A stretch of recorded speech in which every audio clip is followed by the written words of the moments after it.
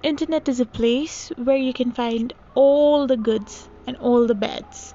It can help you be a decent human being or it can make you miserable as well.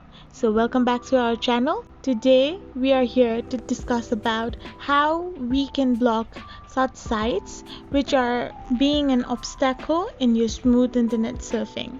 So first and foremost, you need to click on the Google app. Here at the top right corner you can see your profile icon. Now all you need to do is click on that profile icon. After you click on it, it will lead you to this kind of interface. Here you can find several options, however we need to just click on the settings right there. After you click on it, you can see these kind of options available. Among all these, you need to click on the safe search option.